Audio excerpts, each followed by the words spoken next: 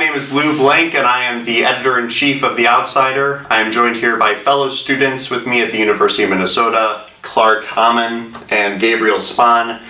Today we are here to discuss a recent event that happened on the grounds of the University of Minnesota. It featured speakers such as Thomas Frank, the author of Listen Liberal and What's the Matter with Kansas, as well as Representative Keith Ellison, who's actually the deputy chair of the DNC, and finally U.S. Senator Elizabeth Warren. So they all gave their speeches. I came to the event and filmed some of it, and today we are here to discuss. So let's start with a video segment from Thomas Frank, where he's going to talk about the state of the economy, how it's affected the middle and working class, and how that's affected electoral politics in the modern era. Now let's talk about the country that elected Donald Trump president in 2016. Okay? Let's talk about what this country looked like last year. It was a time of brisk prosperity, according to official measurements, with unemployment down and the stock market up. For Americans who worked for a living, however, nothing ever seemed to improve. Wages didn't grow. Median income was still well below where it had been in 2007. The labor share, economists have a way of measuring these things, of course. They call it the labor share of the gross national product as opposed to the share taken by stockholders. The share taken by workers hit its all-time low, folks, in the year 2011, and then it just stayed there right through the next couple of years. In the fall of 2014, with the stock markets hitting all-time highs, a poll showed that nearly 3/4 of the American public believed that the economy was still in a recession. Because for them it was. Now look, there was a time in this country when average Americans knew whether things were going up or things were going down. Because when America prospered, the American people prospered as well. But these days things are different. Let's talk about some numbers here. If you go from the middle of the 1930s up to 1980, okay, the Great Depression up to the dawn of Reaganism, the lower 90% of the population of this country, a group that we might refer to as the American people, that group took home 70% of the growth in this country's income. That's the way it was supposed to work, and that's the way it did work.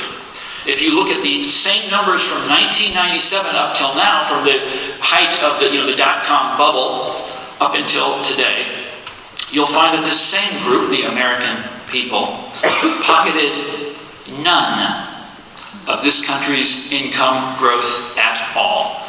Their share of these amazing good times that we've been living through was zero, folks. The upper 10% of the population, by which I mean the country's financiers and managers and professionals, they ate the whole thing. Yeah, so I think that's a really good point made by Frank there. The economy's staggering. People try to make the point that, I don't know what you guys think about this, people make the point that, the Trump's rise was all attributable to one factor. For example, racism or sexism or something like that.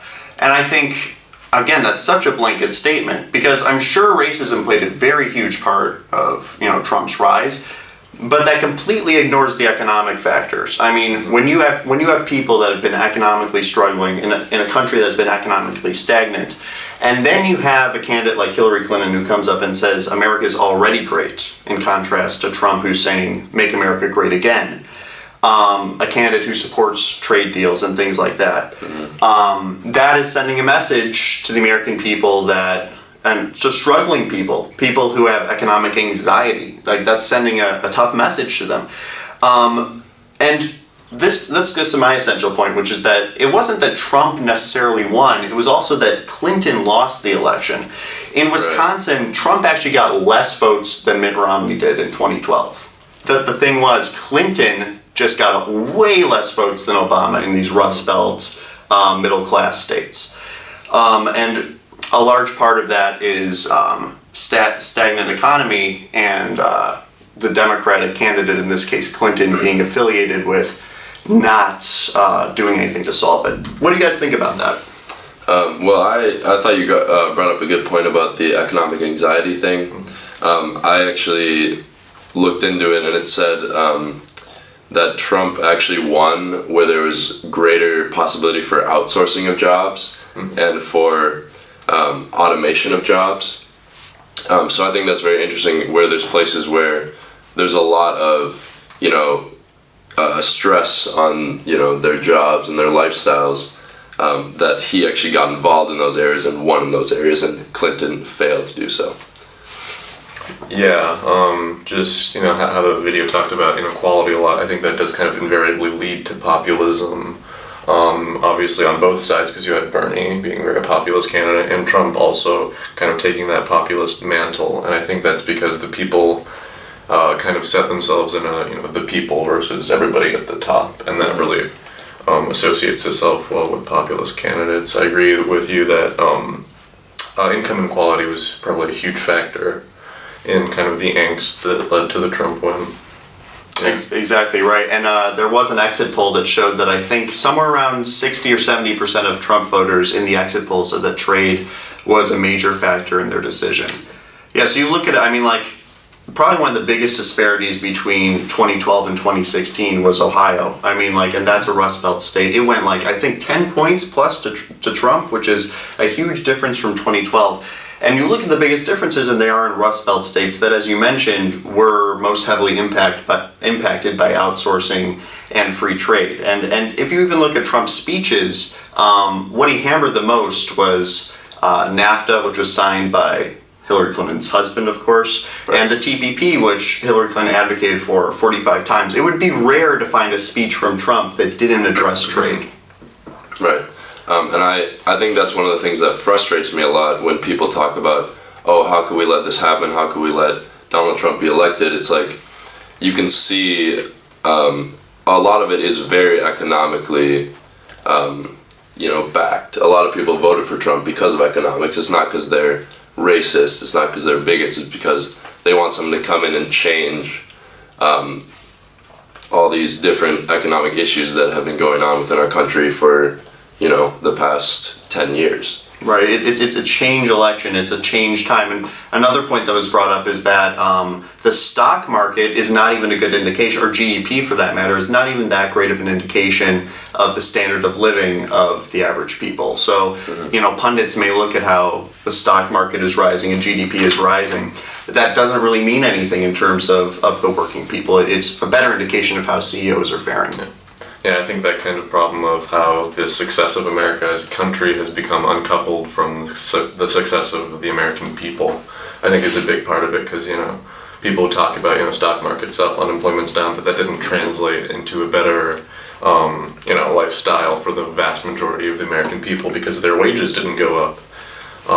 That stat that Frank brought up that said, the bottom 90% saw 0% of the growth. I can't remember the exact stat, but that was, it makes a big splash just because you're wow, that's right, and that leads complete, to and that leads to a growth in all this populist statements and all this populist rhetoric that we see today. Mm-hmm. Very interesting. Yeah, it's very typical for establishment parties in the U.S. and also in Europe to attribute populism to, it's the people's fault. It's the people's fault that 10% of Bernie voters voted for Trump, yada, yada. They may be right to some extent, right? But you have to look at a deeper systems analysis to find out that, why are they having these feelings in the first place? And what you find is this we've been discussing, wealth inequality, breeding populism.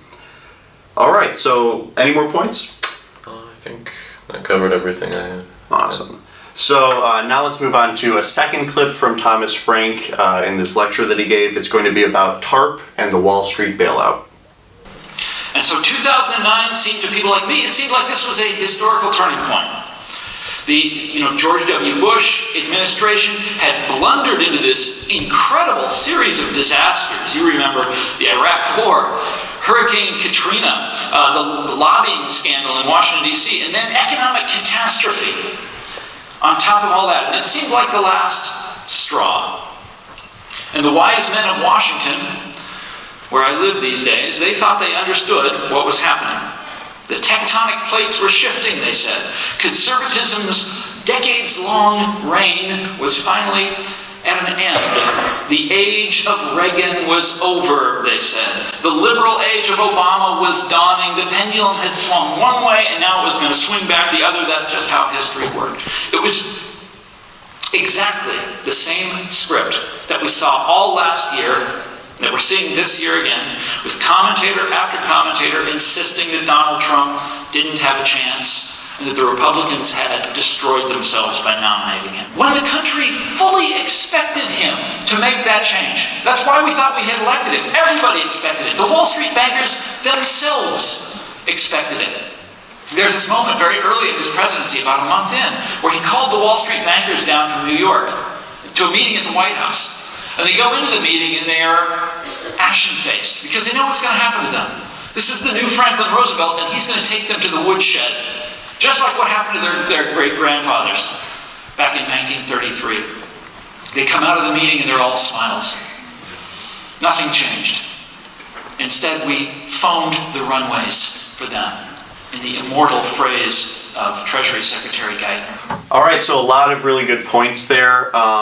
I think it's a very good point about how Obama's failure to really take on the Wall Street bankers may have in some ways led to Trump, in many ways. A recent Rasmussen poll, I believe it was from 2016, found that 23% of Americans thought the Wall Street bailouts were a good idea, while 55% said it was bad. So now, actually, when the Wall Street bailouts were occurring back in 2009, it was pretty much 50-50, but since then, public opinion has changed. And I mean, I have to say, man, the perception of Obama, in my opinion, the accurate perception of Obama being a quote-unquote sellout to the big banks, to the big corporations, to big oil, to big pharma, etc., in many cases led to the idea of the Democratic Party as a whole, especially fleshed out through Hillary Clinton, who is seen as, the coming after Obama, the successor to Obama, a reincarnation of Obama, if not more extremely right. That led to the perception of her as an extreme corporatist, which in the end, of course, led to Trump.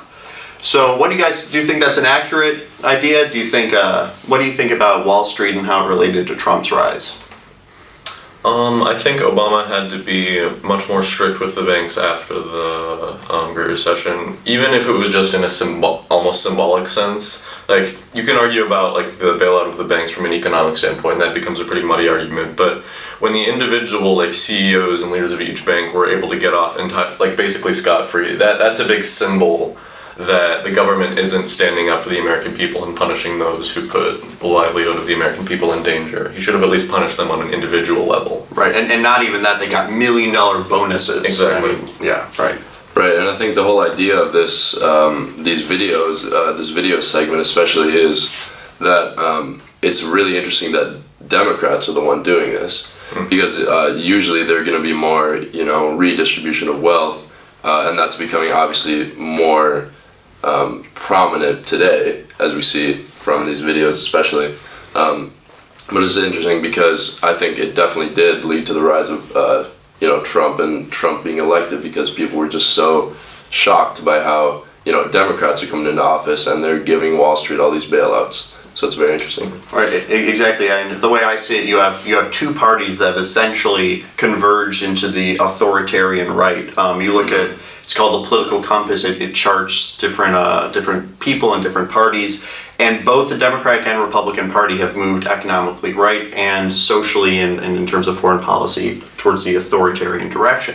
And when you look at it, you need two different options if you're going to attract voters. I mean, if Democrats are becoming Republican light, quote unquote, they aren't appealing to their base. And as you saw, 10% of Bernie voters voted for Trump, about 10%. Mm-hmm. So yeah, you need to appeal to your base, and you need to stand for something. And when you're standing for, we're a little bit better than the Republicans. Yeah. Do you really think that's going to win you an election? I mean, Clinton lost against the most beatable candidate ever.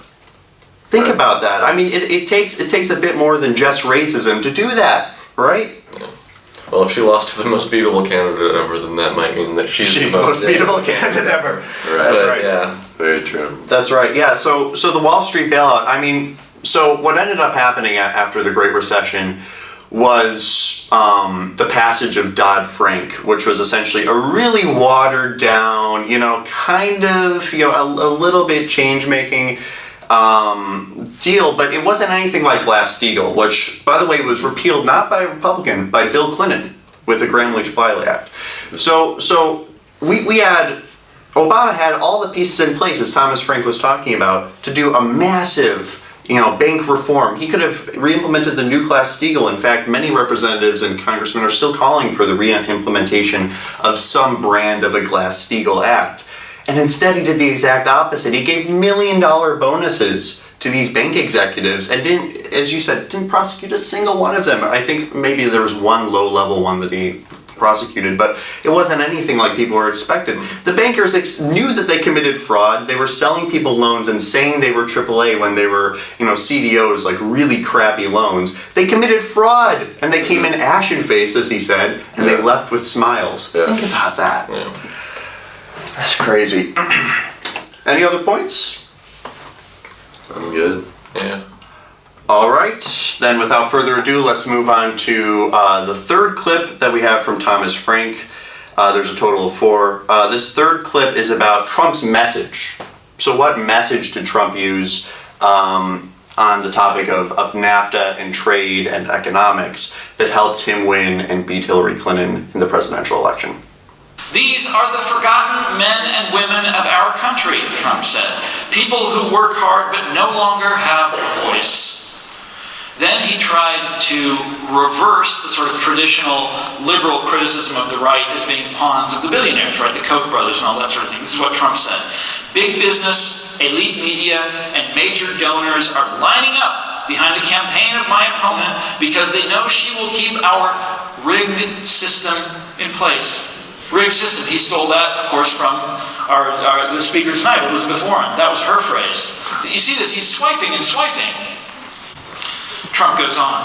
They're throwing money at her, meaning Hillary, because they have total control over every single thing she does. She is their puppet and they pull the strings. When Trump said those things in Cleveland to that audience watching on TV, when Trump said those things, the man connected emotionally. And we have to understand that. He was right when he said that the system is rigged. It is, folks. He's right when he pointed out that huge parts of this country have been deindustrialized, and that is a terrible thing.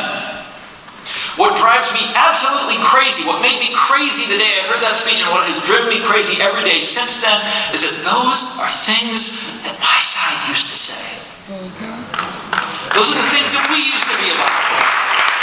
All right, I think that was a really good point by Frank, in my opinion. When you look at it, Clinton's support of NAFTA and her, basically her campaign being funded by a lot of big industries was a major talking point for Trump. And it's supposed to be the other way around, right? The left is supposed to be, actually, ideologically, the left isn't supposed to be taking money from any corporations. Obviously, we don't see that happening. But, right. I mean, and that's, a sign of how far the system is going. Actually, on the political compass I mentioned earlier, Trump is further economically left just by a smidge than Clinton. So Clinton is actually fiscally more conservative in at least certain aspects, which is crazy. And I mean, if you look at it, here's a statement from the Koch brothers, who always endorse Republicans. Koch brothers in 2016 did not give a single dollar to Donald Trump, and they said this about Clinton. Well, we would have to believe her actions will be quite different from her rhetoric. Let's put it that way. And we actually know that's true because part of the DNC leaks, or Clinton email leaks, one of the 2 leaks, showed that Clinton said, I believe in a speech to Goldman Sachs, but to some industry executives, that she has quote-unquote public and private positions on different issues. In essence, she said, yeah, I mean, I have my stated positions I put on my website that'll appeal to the American people, and then I have the things that I'll really end up doing. Yeah. Right? I mean, so the Koch brothers were right when they said that. So I think, and you look at that, that's what Trump talked about the most. I mean, Hillary Clinton being bought off by different industries. And that was what connected. I mean, it is true that people look at personality and authenticity and things like that, and not so much policy. But this is both policy and honesty. When people see Clinton as this, they don't necessarily make the connection well, she takes money from oil, therefore she will deregulate the climate. Actually, a lot of them do make that assumption. But a lot of them just look at it and say, oh my God, she's not being honest. I mean, it doesn't take a policy expert to understand that she's not being honest in those cases. Regardless of how you make the logical connections of the policies, this general feeling that Hillary Clinton was dishonest, she wasn't genuine to the American people, was a major reason that she lost. Any thoughts on that? Yeah, I think that's a good point. I think that also the fact that Trump was brutally honest in some cases, right. it was a lot of rhetoric, but people could view it as very brutally honest. And that kind of brings up a question I wanted to ask you guys, actually. So there's a lot of talk about how Obama was supposed to be the beacon of change when entering office, and he kind of majorly shifted away with that, especially with things like the signing of TARP. Right. So you have some people believing that now Donald Trump is the beacon of change. Some people. Of course, some people. But how do you think that he will fare, and how maybe those people's opinions will shift with the stuff he's been doing and the stuff he is planning on doing? Well, if you look at his popularity, he's kind of been whittled down to he's only popular amongst his base. And really time will tell if his base continues supporting him, and that's around like the 37% right. of Americans supporting him.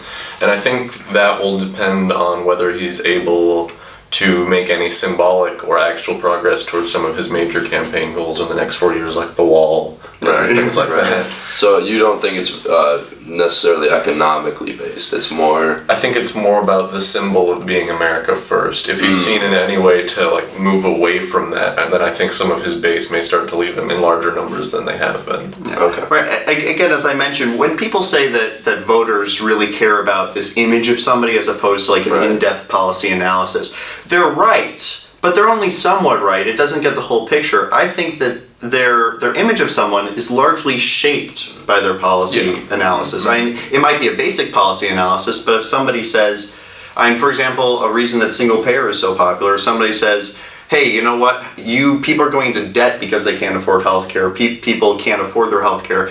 What if healthcare didn't cost you anything? I mean, even you don't have to be a policy expert to understand that. So I think although Trump voters and just the American populace in general may think image first, that image is shaped by policy. Yeah. So people do care about Trump's policies. Right. And 538 has done the analysis of it. That's a website run by Nate Silver. They did the analysis and they said the bottom for Trump's support, like the lowest he can go, is about 20%.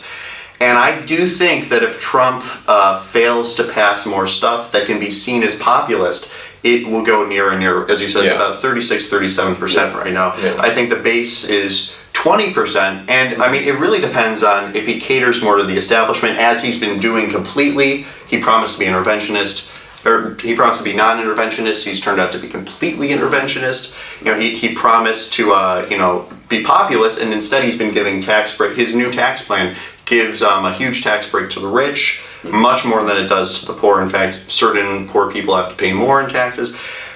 I think the way that Trump can rebound his popularity is to appeal to those populist sentiments that he continued to espouse on the campaign trail. Right. If he signs a renegotiation of NAFTA that's actually more protectionist, his actual renegotiation plan of NAFTA was pretty much like the TPP, which was exactly what he was railing against. So who knows about that? So, but if he actually goes, he does more protectionism. If he does more, if he does an infrastructure deal, if he does, populist things he was talking about, maybe even like a populist healthcare plan. That's definitely not been proposed, but something like that. Right. I think. Yeah, if he continues with populism, that may be a way for him to at least keep his numbers from declining. Yeah, very good. Any other points? Not a ton. In the video, Frank talks about how Trump railed Clinton for taking money from corporations, and I think if you follow kind of back to the root problem of when the Democratic Party started accepting money from corporate interests, you get back to one of like the major problems in American politics today, which is Citizens United. Right. When corporations are allowed to give almost completely unlimited money to candidates on the right, this puts the left at such disadvantage that they have to start taking money from industries that agree with them, which then undermines their credibility. Right. So I think if you're looking for the root problem of a lot of the problems he's pointing out, then it does come back to Citizens United in some way. Right. All right, now let's move on to the fourth and last segment from Thomas Frank, which is about changing perspectives in the Democratic Party and how the Democratic Party has shifted more towards a more professional and elite sort of perspective.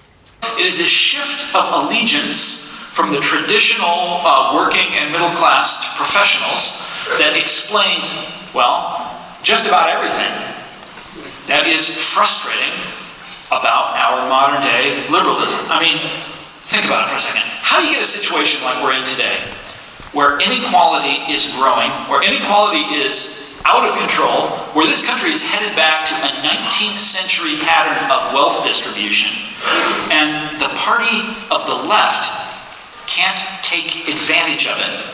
Where the party of the left is in a state of historic defeat, where the middle class is disintegrating, and people are turning to a mountebank like Donald J. Trump.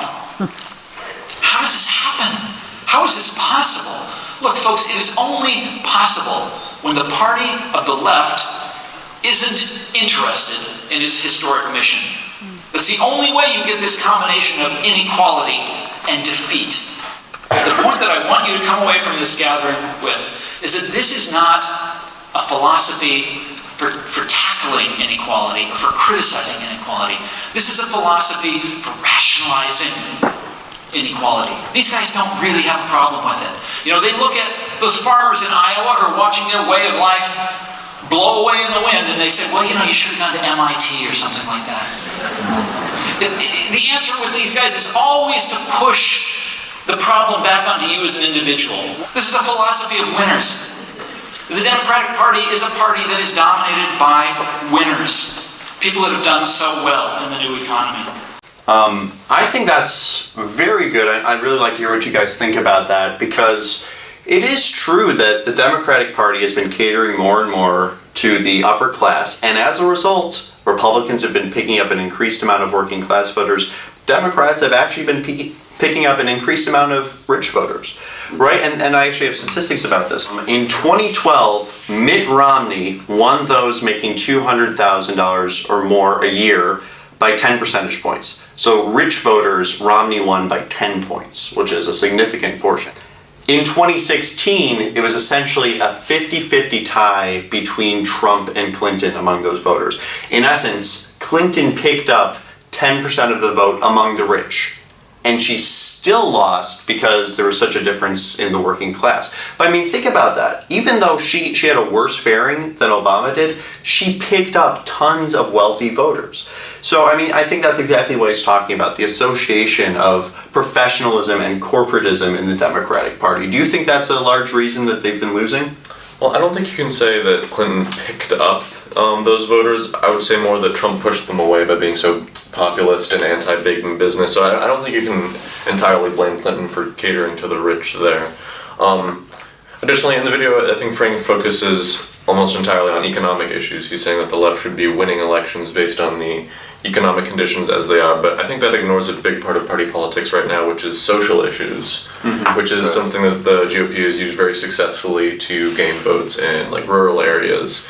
And I think he ignores that factor because a lot of the people who might be very conservative on social issues, a lot of people in the kind of flyover states, they might be the demographic that the Democratic Party would normally be picking up if politics was just based on economics. Right.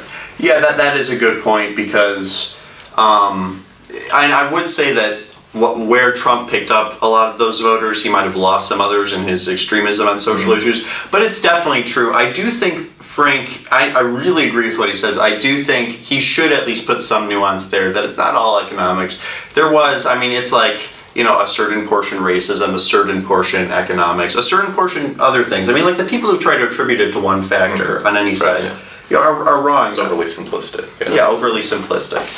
Any thoughts on that? Well, yeah, I think that's very true. I think it's, it's absurd to say that it was all racist, but it's absurd to say there were no racists who voted for Trump. Right. I think it's interesting that a lot of this is about the economic state of the country, and none of it comments really on social issues. Right. So I'd like to hear Frank's perspective on, you know, the various social issues and how that has possibly led to the shift right of the Democratic Party. So I'd just like to hear his thoughts on that. Yeah, and the crazy thing is specifically on the issue of race. Now, I mean, of course, measuring how different races vote for different candidates is not an indication of social issues, because you could vote. Obviously, people of different races vote for a whole variety of reasons. But just to make the point, you have like one of the most racist candidates that we've seen running for office. I mean, I'd say like a lot of candidates have been racist. He's the most openly and overtly racist, right? He said he wanted to build a wall, he wanted to ban all Muslims, like crazy things like that. Mm-hmm. And he got a higher percentage of the black vote and the Hispanic vote than Romney did. Mm-hmm. So I mean, again, part of that is the fact, or a large part of that is the fact that Clinton lost a lot of those supporters by not drawing out voter turnout, and we'll hear a bit more from Keith Ellison about voter turnout in a little bit. And it's part that, and it's also partially we do live in a racist country. I mean, that's a reason that he won so many white voters as well. So getting back to the economic side of what Frank was talking about, I think misinformation also plays a role, and that the opinion exists out there that the Democratic Party isn't, trying to get rid of wealth inequality. They're trying to just give handouts to poor people. Right. That exists because of a campaign of misinformation by, obviously the opponents of the Democratic Party. So what you end up seeing is people vote for, Republican senators and Republican policies, which end up disadvantaging them economically. Yeah. Right. That's totally right. I mean, it takes a lot of misinformation and a lot of propaganda to get people to vote against their own interests. Exactly. I was recently having a breakfast with Keith Ellison. I'm an intern with Keith Ellison, and that's exactly what he said. The most amazing thing about our politics is, especially since the era of Reagan, poor people have been voting against their own interests in favor of Republican policies, at least from my perspective, right? Because when you look at it, obviously, Republicans want to cut the social programs that help all working class people of all races, of all colors, and all middle class people. Right now, they're trying to cut Medicaid. They try to cut food stamps. They try to cut all these social programs. Meanwhile, expanding the military, of course. See where the priorities are. And this is something that somehow has been conceived by so many people as something that will actually help them. Again, because the idea that all welfare goes to people of color. And even if it did, by the way, I mean, to cut that would be hurting those people, of course. So I mean, that's not even a valid argument against. But that's not even true. It helps all people, quote unquote, welfare and social programs and things like that. So yeah, it takes a massive amount of misinformation and slanting, just as you said, to get people to vote against their own interests. I think that's a good point. I think it's also valid to talk about tactics of fear mongering, just in politics as a whole, because you have people who will vote for a Republican candidate because they talk about the war on terror and how you have Muslims knocking at your back door and immigrants knocking at your back door. I think that's a very powerful thing, and it's more powerful than we're gonna give you jobs. So fear is a very powerful tactic, and it's been going on for many years. Yeah, the same thing kind of applies in when a conservative candidate could accuse a liberal candidate of being soft on crime or something. Right, exactly. exactly. Just allowing all these murderers and rapists to roam the street, that kind of deal. Exactly. In fact, that was a big part of Trump's campaign. He was just saying people are dying in the streets. It was a very oddly favorite phrase of his that he would use a lot. So I think that fear is a big part of it. Right, and that completely overshadows the actual policy, which is kind of leading into a bigger problem of politics today, is that who's actually paying attention to real policy making, or other rather than what's going on in North Korea. You know, all the rhetoric going on with that. That's very important. Right. I mean, how many straight weeks did CNN talk about the missing plane in Malaysia? Exactly. Right. I mean, like, not that that's not a problem, but look, Exactly. and have you ever seen CNN talk about the fact that every year in America, 28,000 people die because they can't afford health care? How often do you hear them talk about climate change? We don't talk about these vital pieces of history because it's in favor of sensationalism. Exactly. They want to talk about terrorism or North Korea or things like that. They have no monetary incentive to talk about, depressing things or things from the past that America's ashamed of. They have incentive to talk about the types of things that will get people to remain watching, Right. So very sensationalist things like plane crashes and stuff, they tend to overcover. All right, and that should do it for Thomas Frank. Now let's move on to U.S. Representative Keith Ellison. Keith Ellison is somebody I've been interning with this fall semester, and he is the deputy chair of the DNC, the Democratic National Committee. So first, let's hear what he has to say about primarying more conservative Democrats in favor of more progressive Democrats. So let me just say this. I've thought about this issue a lot. I am fully cognizant and recognize the dangers of what I'm about to say, but I'm going to say it. No elected official owns the office that they're in. Not one. If anybody in this audience ever voted for me, you better make sure I earn it every single time my name appears on the ballot. I'm talking about Keith Ellison now. And so what I'm saying sounds like I'm not against that person challenging Senator Manchin. I like Senator Manchin. I think there's a lot he offers. But I also think he's got to remake his case every time he's on the ballot. And that is, we all have to. They're not our seats. They don't belong to us. They are a temporary trust that we hold. And we have to demonstrate our value every single day. Wow. Especially as somebody who's the deputy chair of the DNC, that took some balls to say, I'll be honest, because, I agree with him, but that's tough. That's tough to do when, everybody's watching, when the Democrats, are trying to push you a bit more onto their team to actually advocate for somebody running against an already existing incumbent Democrat is pretty bold. And of course he kind of said it in a bit of a more milquetoasty language, like, well, I would support you have to earn your seat, but in the end what he was saying was he's open to primarying of more conservative Democrats in favor of progressive Democrats in the primary. What do you think about that? Do you think, first of all, do you think that these progressive Democrats would have less of a chance of being elected in the race against the Republican in states like West Virginia, where Joe Manchin is currently the more conservative blue dog type Democrat in West Virginia? Do you think they would have an electability problem? And if so, if you think they would be less electable, do you think the pros of them having, from a progressive standpoint, a better message, do you think the pros of that would outweigh the cons of potentially being less electable? It's definitely a tricky issue. I don't think there is one black or white answer, right answer. But the way I see it, a representative should represent, obviously, the people of their state or county or wherever they're representing. So I think there should be absolutely a primary challenge to Joe Manchin, and the Democrats of West Virginia have to decide for themselves if, the more progressive candidate there is more electable, and they have to weigh that. But I think it's never a bad idea to have a primary attack against a candidate. Right. That would be my position. Yeah, I think, I actually think this video or this comment that Ellison has pairs really well with what Thomas has been talking about, or Frank. We've been talking this whole time about how there's been kind of it's formed together, the two parties, and that's kind of what Ellison, I think, is realizing, and he wants to cater to that.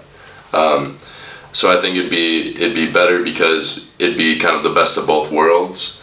But again, like you've been saying, that raises the question: could it be a downfall of the Democratic Party because it's not the more progressive democratic ideals that we want to see? Right. So it's really it begs a lot of questions. Right. Yeah, I recently ran an article on The Outsider called "The Political Compass of America Charted." And on that article, it shows that actually the political center point of the United States, like taking in all states, like Alabama versus New York, like the furthest right versus the furthest left, taking, Tea Partiers and socialists, combining all of these American viewpoints into one melting pot, and putting that on like a chart. And what it found was the average American has a pretty similar political standing to Bernie Sanders. And like when you fill out the political compass survey based on the average American's viewpoints, it actually comes out with a pretty similar score to Bernie Sanders. And in West Virginia, even though they're known to be like more conservative, they voted for Trump by a large margin. Despite that, they voted for Bernie Sanders over Clinton in the primary. So I think you're right that if Joe Manchin wins the primary against this challenger, that could be an indication of name recognition, but that could also be an indication that maybe the state does want somebody like Joe Manchin. Mm-hmm. But if the challenger does win, I think if the challenger wins, that sends a sign that, like Bernie Sanders, they actually do have a populist progressive message that will appeal and that can win in even conservative red states like West Virginia. I think the notion that red states cannot have progressive candidates in the progressive caucus, progressive liberal candidates, that they can't win in red states, I think that's completely wrong. Just to cite one more example, there was a candidate, James Thompson in Kansas, who was running for a district that regularly went to Republicans by at least 30 points. He was a Bernie Sanders supporter. He was super liberal. He supported single payer. He came within 7 points of winning in a district that normally went to Republicans by 30%. So I'd say that the notion that progressives cannot win in red districts is wrong. Well, I think your own example kind of disproves that. Like, if he's already winning by 7 points, that's losing by 7 points, that's a pretty large margin, and that's in a smaller race where you can kind of use your persona and charisma to influence the race so that people know you as a person rather than just, the rhetoric from campaign ads. When you're talking about running in a state, I think if you try to run as a progressive, you're going to be labeled as a socialist. And even though Bernie won in West Virginia, he won amongst the Democrats. Amongst the state as a whole, I think if someone's labeling you a socialist, and that's how most people are exposed to you as a candidate, you're going to lose. I would say it's quite possible that the label of socialism, which was labeled for Bernie Sanders throughout the entire primary, essentially, would alienate a certain amount of voters. But let's also be clear that Hillary Clinton had a lower support rate among Republicans than Bernie Sanders. Hillary Clinton had a 9% approval rating, currently has a 9% approval rating among Republicans. Bernie Sanders has a 21% approval rate. And you see the Ted Cruz versus Bernie Sanders debates on CNN. Ted Cruz is saying, I may disagree with Bernie on the policy issues, but I like the guy. Because he sees him as somebody who's honest. And also, the majority of the country has polled in favor, we've talked about this, the majority of the country has polled in favor of issues like single payer. Now again, as you said, it depends on framing could change it, but in general, the American people are supportive to Bernie's agenda. As I just mentioned, their political compass score is similar to that of Bernie Sanders. So from where I'm coming from, I think there's even independent support and Republican support that could go in the direction of progressive candidates, even in red states. I'd still have to say that, for example, that Ted Cruz on Bernie Sanders, I don't agree with him, but I like him, that doesn't translate into votes, I don't think. Because if you have, a progressive candidate, if you're a Republican in West Virginia, say, and there's a progressive candidate on the ballot for the Democrat side versus a traditional Republican, you might like the progressive candidate, but you're still going to vote for the Republican. For anybody in the middle, I think being that progressive, someone who would primary Joe Manchin potentially, that might turn a lot of people off. Right. So that would just be my final take on that. I would agree with that for definitely a certain segment of the people. I would also say those people would also be eligible to being turned off by Joe Manchin and conservative Democrats just by having the D next to their name. And also not just Republicans should be considered here, but I also think independents by definition are not partisans, because if they were partisans, they would most likely be affiliated with the Democrats or the Republicans, at least a large amount of them. So if you run somebody who represents the establishment of the Democratic Party, if you're an independent, you probably don't support the establishment of the Democratic Party, or there could be some other reason. But a lot of them may not be 100% supportive of the establishment, and then therefore an anti-establishment candidate, specifically in a more open primary or semi-open primary, would appeal to independents and have a higher voter turnout with them, as Bernie Sanders absolutely dominated with independents in the primary. Any more thoughts? Very good. Yeah, I think that covers everything. Awesome. That was good to bring up that disagreement. I think that was a good, productive discussion. All right, now let's move on to our second and final clip with Keith Ellison. And here's a very controversial point he makes, saying that Hillary Clinton is not corrupt. But I reject anyone who says that she's corrupt. I do not buy for a moment that she's corrupt. Look, you may not like the fact that she gave speeches at Goldman. I might not like it either, but it's legal. And why is the first time we're mad about it is when the woman does it? Yeah.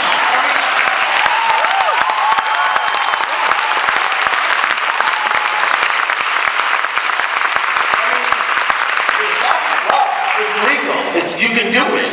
And so now we're in the question of, is it good, is it the right thing to do or not? Well, so that's a point of view. But just to pick up on that, I mean, that wasn't just Donald Trump who said that. Yeah. Bernie Sanders said that. Yeah. But Bernie Sanders said it within the context of, we're both running for an office, you know, I would do it this way, she does it that way.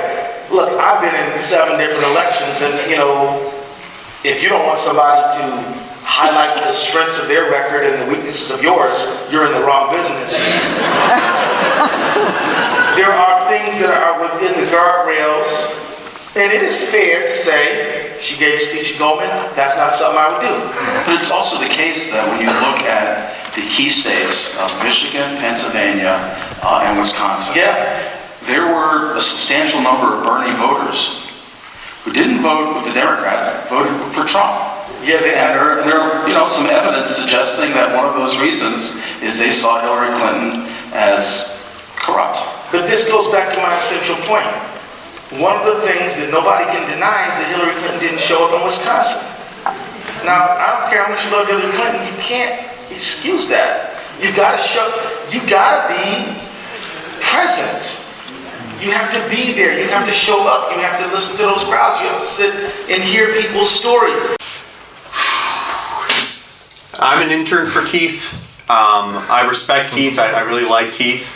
This was tough for me to watch when I was there filming this. This one was tough for me to watch. Yeah, I definitely disagree with the statement that Hillary Clinton is not corrupt, and I want to hear your perspectives on this. But when he says, I might not like it, but it's legal, or it's maybe she's doing it this way, I'm doing it that way, that doesn't do justice to what giving speeches to Goldman really is. It's not an opinion on political strategy. It's not something you like or dislike.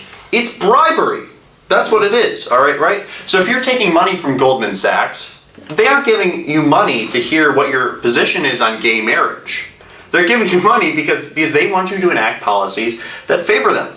And this is the whole point of Citizens United, right? So I mean, and big oil giving money. Like, so if it turns out that Trump got $10 million from ExxonMobil, let's just say this. I could go into like, you know, a bunch of different issues where like his real estate and all that is having influences on him. But let's just go with the hypothetical.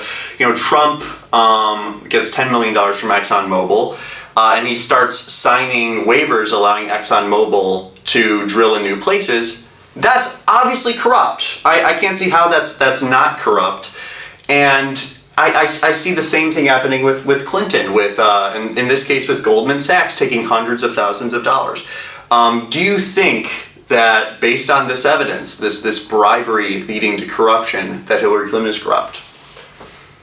I guess I view it in a different perspective than you, because I wouldn't say she's corrupt. I don't see this as Goldman Sachs giving her money, mostly because this kind of thing, like large speaker fees for prominent politicians, happens after the politicians have left office and no longer have political power. Like you see former presidents having these kind of speaker fees. Right. And you said that, you know, they're not paying her this money to like hear her positions or whatever.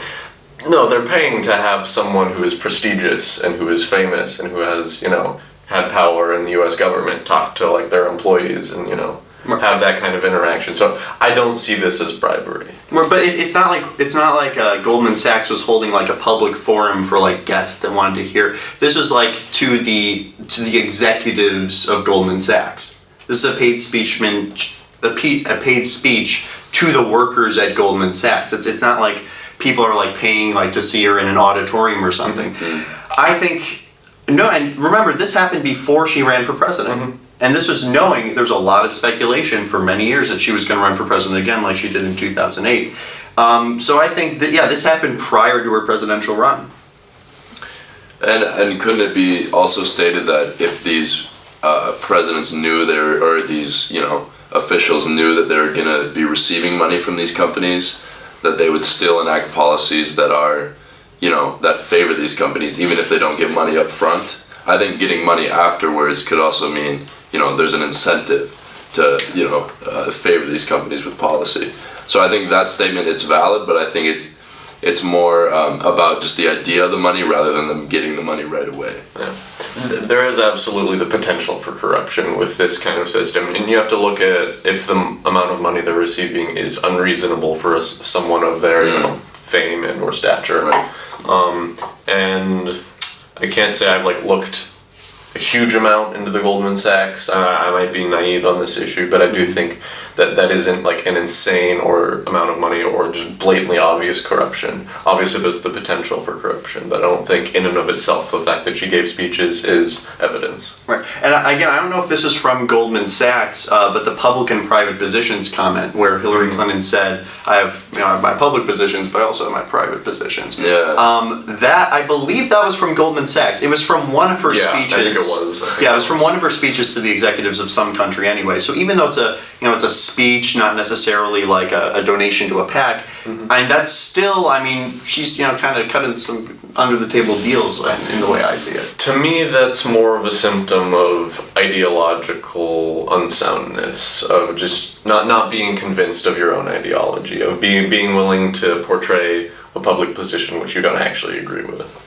Then why would she tell that to the people if that was actually like a dilemma that was going on in her head, if I'm understanding you correctly? No, I'm saying that she doesn't have ideological conviction, is a better way of putting it. So she's willing to basically lie during the campaign in order to get the votes, in order to,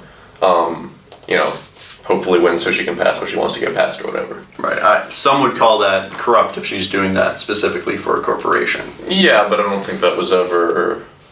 an accusation. And just in general, I would say that any politician that is getting money from any corporation with bias through Citizens United is corrupted in some way. Especially on the level of and first of all, he said it's only a woman.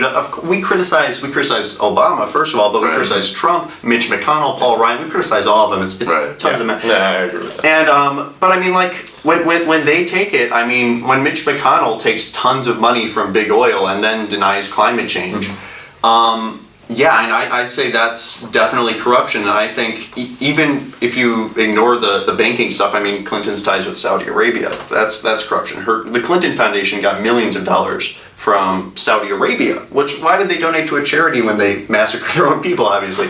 So clearly it was to get clout, and also just corporations in general.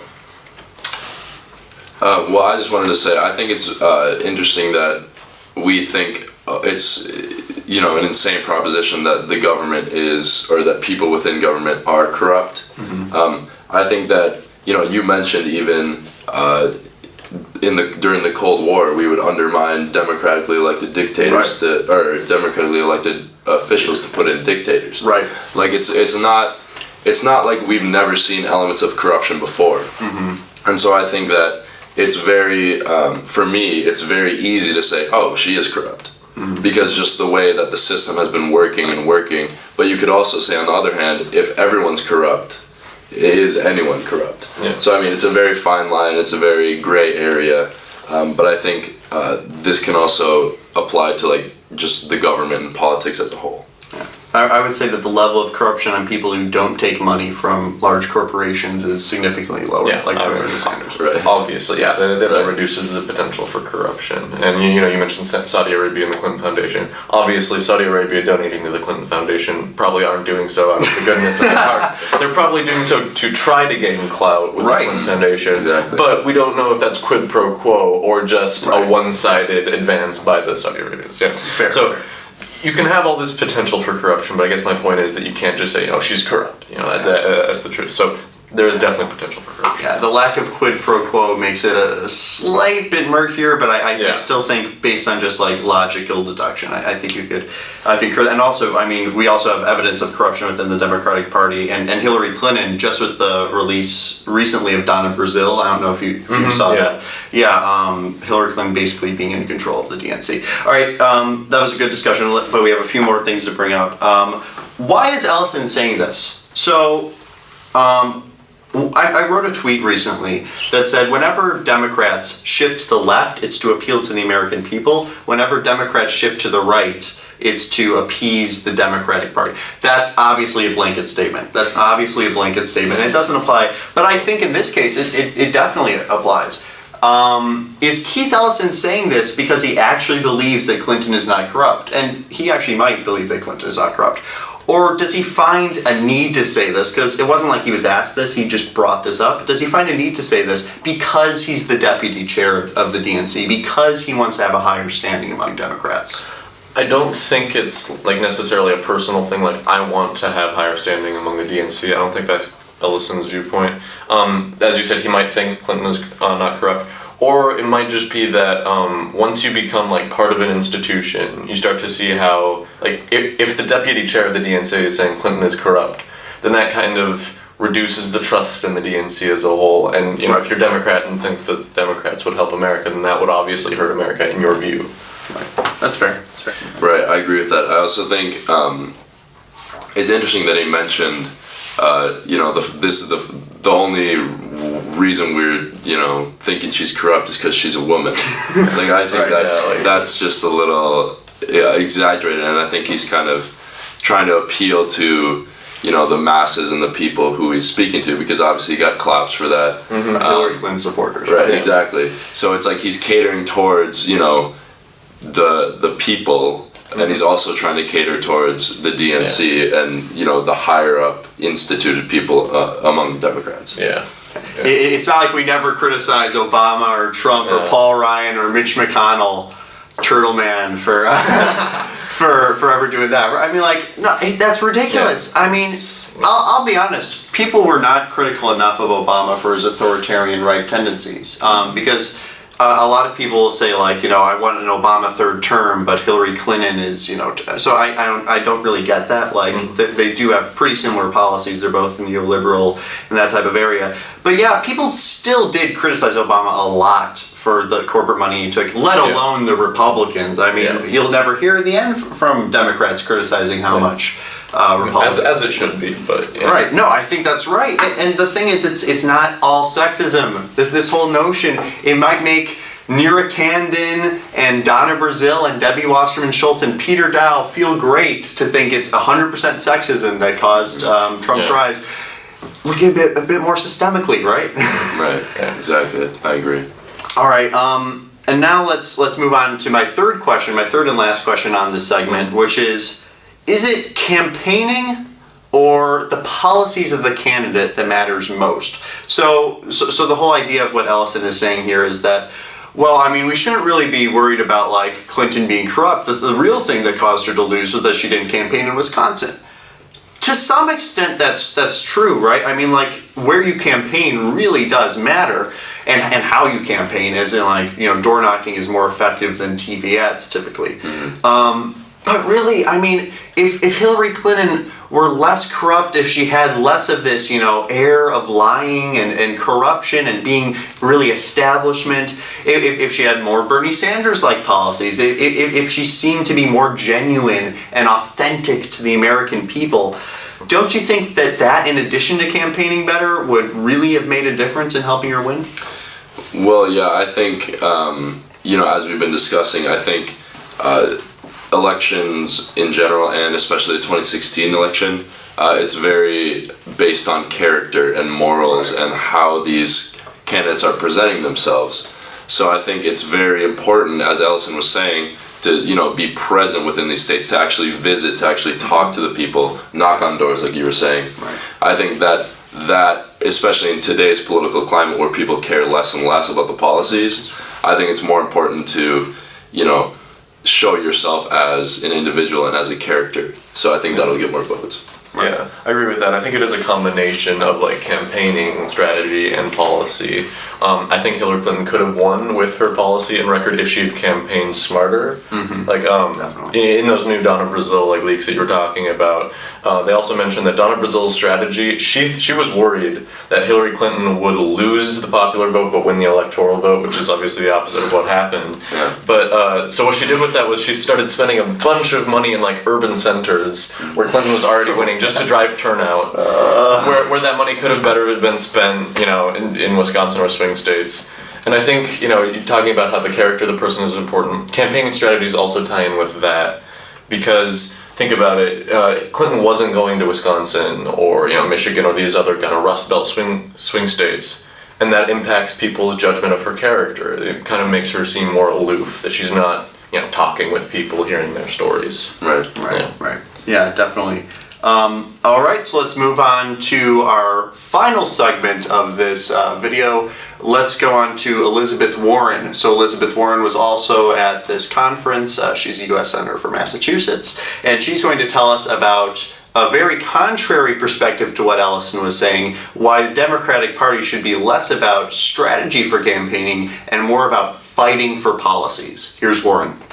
Pundits will tell you that the Democratic Party needs to do a better job of messaging. Messaging? Really? I think Paul Wellstone would say that the Democratic Party needs to do a better job of fighting. That's what I think.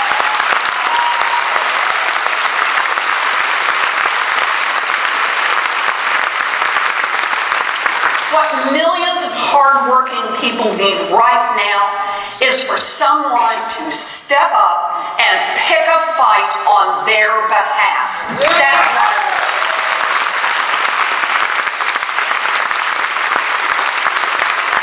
They need someone to take on the corporations that are nickel and diming, baiting and switching, and outright cheating our middle class families.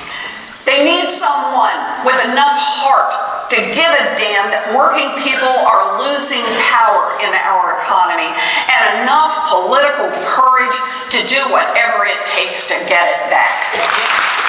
Yeah, so I completely agree with that. And I think this can be epitomized with Bernie Sanders. That's my opinion. Because, and you look at Bernie Sanders, he's not somebody who's reading off a teleprompter. He's not something. I'm sure he had like campaign ads and all that, and I'm sure that was affecting what he was saying. And he did have good messaging strategies. He came off very genuine.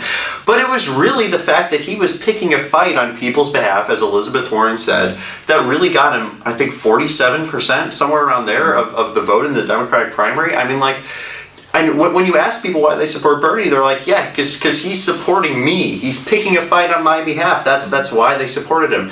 So again, it brings me back to this point. Again, a lot of people say that Americans care zero about policy and it's all image. And again, I think it's more nuanced than that, because yes, image and personality matter, but when you tell somebody in their terms, like not giving out a 10-point policy platform, not saying, I want a rise of 0.076% of this tax, yada yada. Not that. I mean, when you put it in human terms, say, have you ever had to decide whether or not to go to the doctor because you don't know if you can afford it? Think of how terrible that is. Think of the people who don't go to the doctor because they can't afford it and end up dying because they can't. And this happens to 28,000 people every year.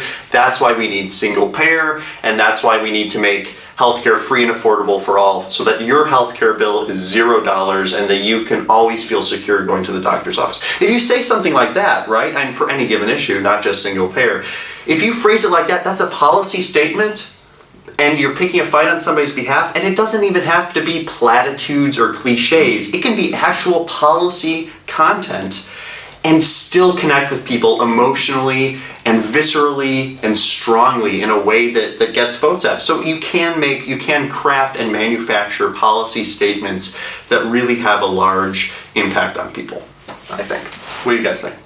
Well, I think picking fights, like she said, can definitely, like, when you support, I guess the pragmatist in me says it's not picking fights that actually changes things in terms of, like, people's lives, it's winning fights. So picking fights is all well and good, but if you say, you know, I'm going to be with you against the corporations, well, you need the actual political power to back that up if you want to change things to help, you know. Right, and I think it's interesting that she talks about that you shouldn't be messaging and you should be fighting, but isn't what she's doing is getting her message across, yeah, of course, talking to people.